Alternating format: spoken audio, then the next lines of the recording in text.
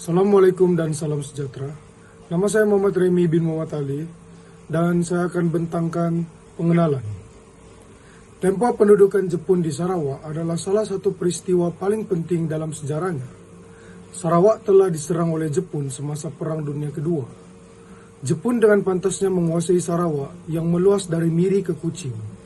Walau bagaimanapun, penduduk tempatan tidak menyukai cara kawalan Jepun yang mana ianya teruk.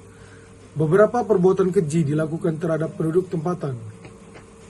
Aktiviti Jepun tidak dapat dihalang oleh penduduk tempatan yang dikehendaki mematuhi arahan berbeza yang dikeluarkan. Kajian ini bertujuan untuk mengkaji perkembangan bahasa Inggris dan maksud di sebalik peristiwa papan peringatan di Punga Pawan. Kajian sejarah dan kajian dokumen turut dilakukan memandangkan ianya berkait serta mengesahkan kesahihan setiap maklumat yang dikemukakan dan menilai fakta yang ada. Hasil kajian turut mendapati bahwa penggunaan bahasa Inggris telah ada sejak pemerintahan Brooke di Sarawak. Implikasi kajian ini adalah penggunaan bahasa Inggris dan maksud di sebalik papan peringatan di Punga Pawan yang merupakan sumbangan untuk rakyat Sarawak zaman kini untuk menghargai pengorbanan perjuangan Sarawak yang terdahulu. Terima kasih. Untuk latar belakang kajian ini, papan peringatan di Punga Pawan mempunyai sejarah berkenaan pendudukan Jepun di Borneo British, iaitu Sarawak, dan pertempuran di Borneo Utara. Papan peringatan di Punga Pawan ini merupakan tanda pengekalan sikap permusuhan terhadap orang Jepun kerana dasar seperti buruh wajib, penghantaran paksa bahan makanan, dan rampasan bahan api dalam pelbagai bentuk. Walaupun orang Melayu yang berada di kawasan tersebut menerima orang Jepun, mereka masih melakukan protes terhadap pengawasan Jepun yang mengambil alih pentadbiran pedalaman Sarawak. Rentetan daripada peristiwa itu, tentera bersekutu telah menubuhkan unit khas Z untuk mensabotaj segala operasi Jepun di Asia Tenggara. Seterusnya, menjelang tahun 1945, Komander Tentera Bersekutu telah dipayung terjun ke dalam hutan Borneo serta menubuhkan pangkalan di Sarawak di bawah pasukan risikan yang diberi nama Kod Semut. Dalam hal ini, ratusan orang asli di Sarawak telah dilantik untuk melancarkan serangan kepada orang Jepun yang telah mengambil alih sebahagian pentadbiran pedalaman Sarawak. Kumpulan 8 lelaki daripada pasukan perisikan dan penduduk tempatan ini diketuai oleh Major Tom Harrison. Cara memasuki kawasan Borneo adalah menggunakan payung terjun ke dalam hutan Borneo. Papan peringatan Punga Pawan adalah bertujuan untuk memperingati kejadian semasa penjajahan Jepun dalam usaha untuk menjayakan operasi semut yang berlaku di Sarawak. Papan peringatan ini telah diserahkan kepada muzium pada tahun 1962 atas permintaan Datuk Penghulu Lawai Jau. Ianya bagi memberikan gambaran perjumpaan pasukan tempatan yang terlibat dalam membebaskan dalam penguasaan orang Jepun pada ketika itu. Assalamualaikum dan salam sejahtera. Nama saya Muhammad Azmi Al-Mahdi bin Asim dari kos AT220. Hari ini saya akan membincangkan berkenaan pernyataan masalah. Pernyataan masalah yang kami hadapi, pertama, mengalami kesukaran dalam mentafsir maksud tersirat di sebalik papan peringatan di Punga Pawan. Hal ini kerana dia menggunakan bahasa Inggris untuk mentafsir maksud tersirat pada papan peringatan tersebut. Kedua, mengalami komunikasi dengan informan yang ditemu bual.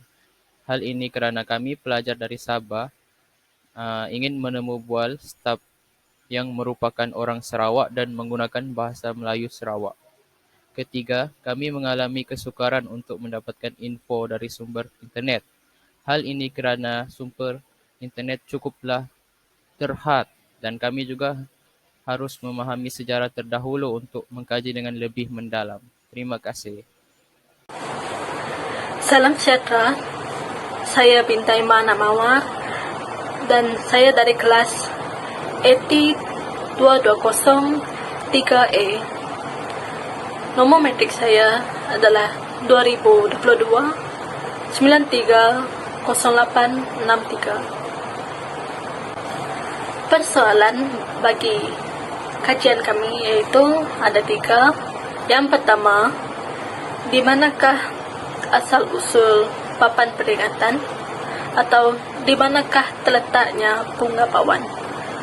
Kalau mengikutkan dari segi kedudukannya, yaitu terletak di Bario atau Klabit Highlands, yaitu di Miri. Yang kedua adalah apakah maksud di sebalik ukiran serta tulisan pada papan peringatan, di mana kita dapat melihat terdapat ukiran seperti kapal terbang dan juga payung terjun. Untuk kapal terbang dan payung terjun ini mewakili 8 orang British ataupun kulit putih, manakala ukiran berbentuk tatu atau simbolik bagi orang Klabit, di mana mereka atau orang British telah dibantu oleh ketua Bario, merupakan orang tempatan di tempat tersebut. Yang ketiga, yaitu apakah hubungan antara papan peringatan di Pungapawan dengan tentera Jepun serta British. Kalau kita lihat dari segi sejarahnya, yaitu tentera British telah dihantar ke Pungapawan untuk menyerang balas terhadap penjajahan Jepun di kawasan tersebut dan dibantu oleh ketua Bario dan beberapa lagi orang tempatan. Objektif kajian kami pula yaitu yang pertama, untuk mengkaji asal-usul papan peringatan di Pungapawan. Kajian ini dilakukan untuk mengkaji salah satu papan ukiran yang diberi nama sebagai papan peringatan di Pungapawan. Sekarang ini, papan ini telah dijadikan sebagai salah satu bahan bersejarah yang dipamerkan di Borneo Culture Museum di Sarawak. Yang kedua, objektif kami adalah untuk mengkaji serta meneliti ukiran dengan tulisan pada papan peringatan di Pungapawan. Kajian ini bertujuan untuk meneliti ukiran serta tulisan yang terdapat pada papan tersebut. Hal ini sedemikian kerana untuk mengkaji maksud di sebalik ukiran-ukiran tersebut, di mana merupakan simbolik bagi masyarakat Dayak, serta ukiran yang berupa payung terjun dengan kapal terbang. Terdapat juga beberapa ayat ataupun tulisan pada papan yang mengatakan kedatangan 8 orang British ke Pungapawan dan telah ditulis dalam bahasa Inggeris. Hal ini telah menarik minat kami untuk mendalami sejarah di sebalik papan tersebut. Yang ketiga, yaitu untuk menentukan hubungan antara papan peringatan di Pungapawan dengan tentera Jepun serta British. Tujuan kami untuk melakukan kajian pada papan peringatan ini itu juga untuk mengkaji serta menentukan hubungan antara papan tersebut dengan tentera British serta tentera Jepun. Jika kita lihat pada atau baca pada tulisan tersebut yang menyatakan bahawa 8 orang British ataupun dipanggil sebagai kumpulan semut, mereka telah dihantar ke Pungapawan untuk menyerang balas terhadap penjajahan Jepun dan juga telah dibantu oleh Ketua Barrio di situ. Assalamualaikum warahmatullahi wabarakatuh. Nama saya Izzat Izzuddin bin Juhani, nomor kad matriks 2020900-867, berasal dari kelas ET 220-3B. Pada kali ini saya akan membincangkan tentang signifikan kajian. Melalui kajian ini, kami dapat mengetahui dengan lebih lanjut dan mendalam tentang sejarah di sebalik papan peringatan di Pungapawan ini. Papan peringatan tersebut dibina semasa penjajahan Jepun untuk memperingati operasi semut di Sarawak. Pengetahuan memberikannya kepada Temenggung Oyong, Lawai Jau yang kemudiannya menyerahkan kepada Museum Sarawak. Inskripsi merangkumi penduduk tempatan dan kumpulan 8 lelak daripada pasukan risikan. Nama kod mereka adalah Semut 1 di bawah arahan Major Tom Harrison. Mereka adalah lelaki dan kulit putih pertama yang masuk semula ke Sarawak dengan menggunakan payung terjun. Idea yang beroperasi jauh di belakang garis Jepun dan menganjurkan pertahanan pribumi terhadap operasi Jepun di Sarawak telah difahami seawal Disember 1941. Ketua Lieutenant PM Sinch dari British Intelligence Corps yang berpusat di Oxford, England, mencadangkan bahawa kuasa 500 lelaki atau lebih jika diperlukan mahir dalam kerajinan hutan, boleh dibangkitkan dari Longhouse of Baram dan Sungai Nia. Mereka diorganisasikan menjadi pusat gerila yang berkesan oleh Lieutenant Sinch. Kemudian mengemukakan cadangan operasi pada bulan Februari pada 1942. Tom Harrison yang merupakan ketua ekspedisi Oxford Sarawak pada tahun 1932 telah menarik satu lagi cadangan yang sama yang memberi penekanan terhadap operasi di ladang minyak Seria di Brunei daripada ladang minyak Miri. Sementara itu, Kapten D.L. Leach mencadangkan keperluan untuk menghubungi bekas pegawai Brooke, orang pribumi dan orang Cina yang masih setia kepada pasukan sekutu dan untuk menubuhkan 3 pangkalan utama di Baram, Lapangan Rejang dan Sungai Rejang. Skop kajian ini ada 3. Yang pertama, kajian ini memfokuskan kepentingan pemeliharaan warisan bertulis tempatan yang semakin terancam pada satu objek warisan bertulis di Sarawak. Yang kedua, kajian ini menggunakan bahan kajian dalam bentuk warisan bertulis yang kaya dengan pengalaman interaksi antara peradaban iaitu papan peringatan di Pungapawan. Dan terakhir adalah kepentingan dalam pemeliharaan warisan bertulis tempatan membolehkan masyarakat sekeliling mengetahui sejarah tempatan yang semakin dipinggirkan namun amat memberikan kepentingan kepada kehidupan masyarakat sekeliling. Untuk konsep asas berkaitan kajian ada 3 iaitu tamadun, warisan dan sejarah. Bagi tamadun, istilah tamadun dalam bahasa Melayu dapat ditakrifkan sebagai tamadun yang diambil dari bahasa Arab. Dalam kajian ini, jelas menunjukkan bagaimana perkembangan tulisan dan bahasa yang digunakan dalam papan peringatan jelas menunjukkan bahawa negara kita semakin bertamadun kerana mengalami perkembangan berdasarkan ciri-ciri masyarakat bertamadun. Istilah peradaban dan tamadun mempunyai perkaitan daripada aspek bahasa dan istilah. Secara asasnya, pengertian peradaban atau tamadun juga boleh dilihat melalui pelbagai sudut seperti sudut bahasa Arab, sudut epistemologi, bahasa Inggeris dan Latin. Yang kedua adalah warisan. Perkataan warisan dapat ditakrifkan sebagai suatu yang diterima secara turun-temurun oleh seseorang dengan suatu kelompok masyarakat daripada generasi terdahulu. Dikatakan bahawa warisan sentiasa dikaitkan dengan sejarah. Dalam konteks kajian ini, warisan dapat dilihat sebagai harta peninggalan yang berharga kepada sesuatu kelompok masyarakat. Yang terakhir adalah sejarah. Sejarah atau tawarikh dalam bahasa Arab boleh didefinisikan sebagai penemuan, pengumpulan, pengurusan dan persembahan maklumat terhadap peristiwa silam atau lampau. Sejarah dan warisan adalah perkataan yang sering bersama dan sering dikaitkan.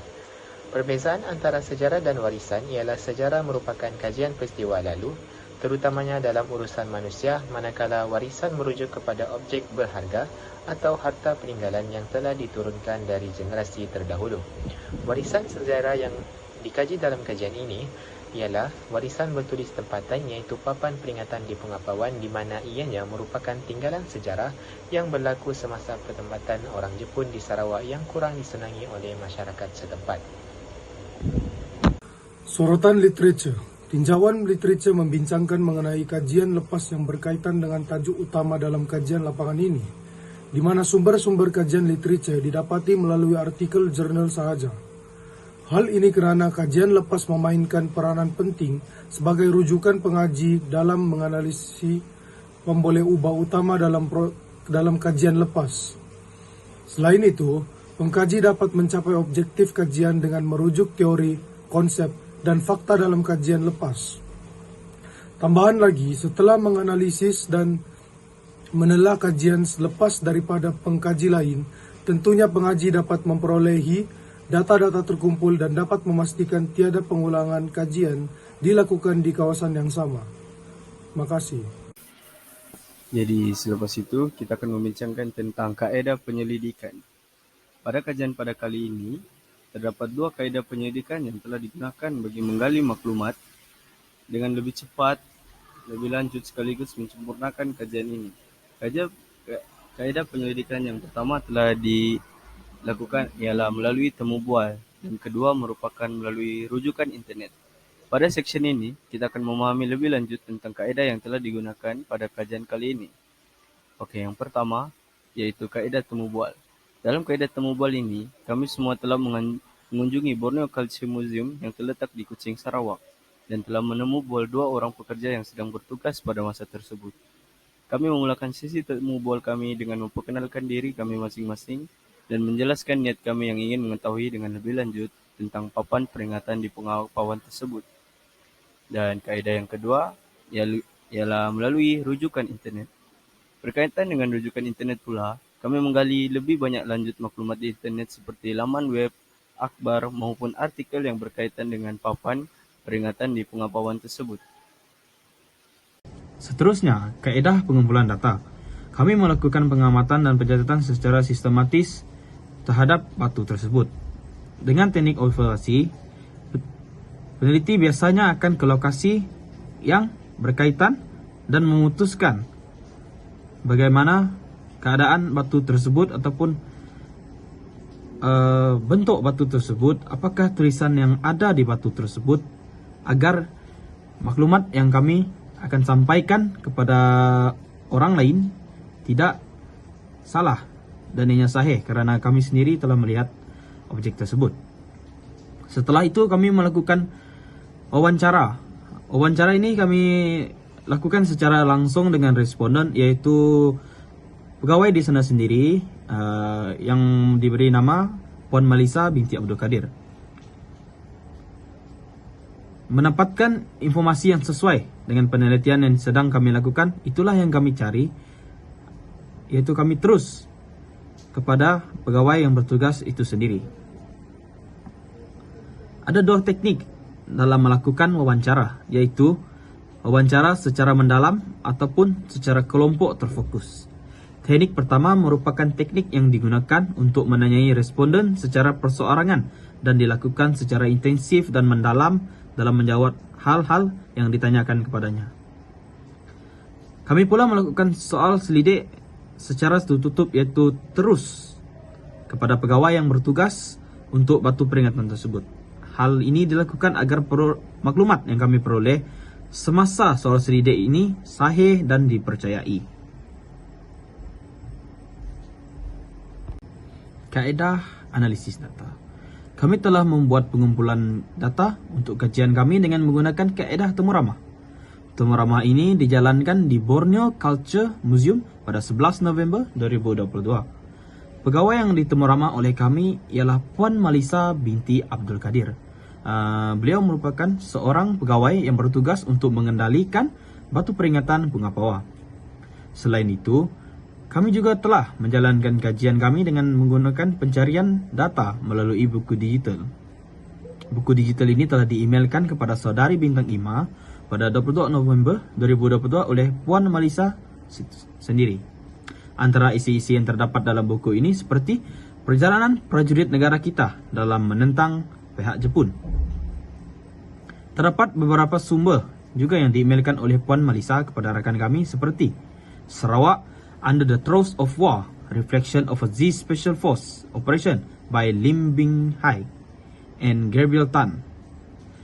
Japanese Occupation Sarawak 1941 to 1945 by Gabriel Tan dan Pussy in the Well.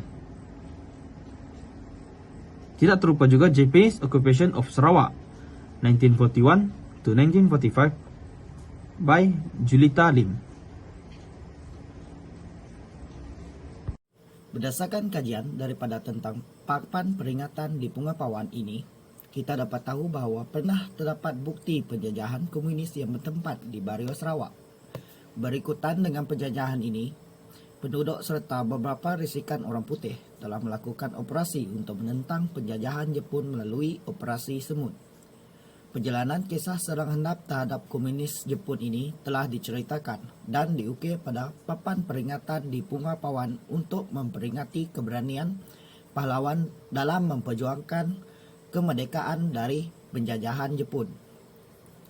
Pendudukan Jepun di Sarawak pada mulanya dari Mei 1936 dengan Hijims Yaburi, kapal perang Jepun yang mendarat di Kuching yang membawa Rear Admiral Boshiro Hosagaya atas undangan Nisa Shokai dan diberi sambutan besaran oleh kerajaan Vandenbroek tanpa mengetahui Rear Admiral tersebut ialah Komander Perang Pasifik. Pada April 1938, Raja Vandenbroek menyerahkan pajakan 99 tahun pada Nisa Shokai tanpa mengetahui peranan Shokai sebagai badan perisai. Semasa peperangan meletus Oshida pada 13 Disember 1941, Ketua Trup Angkatan Jepun menyerang Sarawak. Pada 14 Disember 1941, British berundur dari Miri ke Kuching. Pada 16 Disember 1941, bahagian Miri, Lutong dan Serian ditawan. 19 Disember 1941, 8 buah pesawat Jepun menyerang lapangan terbang Batu 7.